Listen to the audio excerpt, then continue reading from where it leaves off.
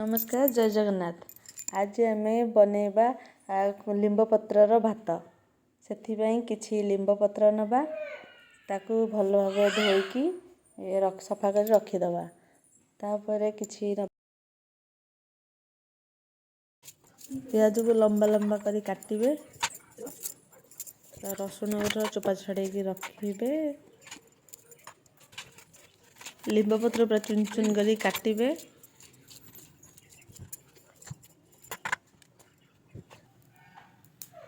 तापर कड़ई gas on करके कड़ई बसैकी से किसी सोरष तेल देबे। तापर किसी सोरष देबे।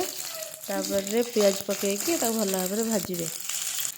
टिके भाजी हो गला परे से छेचा होइथिबा रसुण पकेबे। छेचा होइथिबा रसुण पकेबे।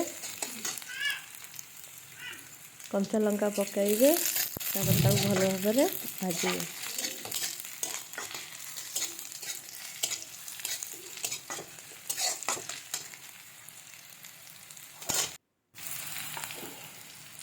तापर कटा होइथिबा लिंब पत्र पकेकी तापर भल भाव भाजिबे।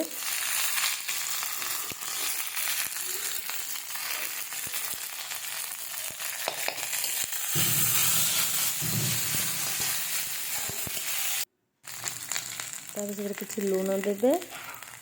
स्वाद अनुसार लुण देकी भल भाव भाजिबे।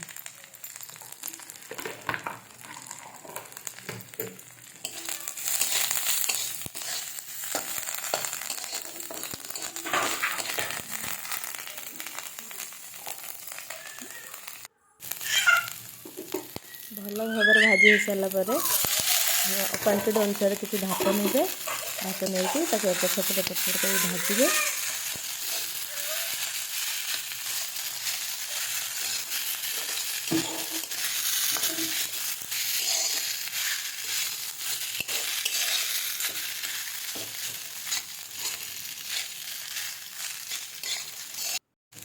एबे आमर प्रस्तुत हो गला लिंब भात।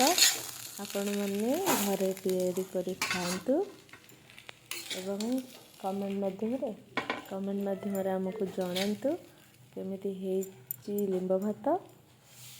देह पाई बहुत उपकारी। आपण मैंने निश्चय घरे तैयारी करी खातु। आपण मैंने देखंतु मो सान पुएटी बसी मजारे बहुत भल भाव खाऊची। लिंब भातर रेसिपी केमिति लागला आपण मैंने कमेंट माध्यम जनातु। मैंने मो चैनल को लाइक शेयर सब्सक्राइब करंतु। नमस्कार।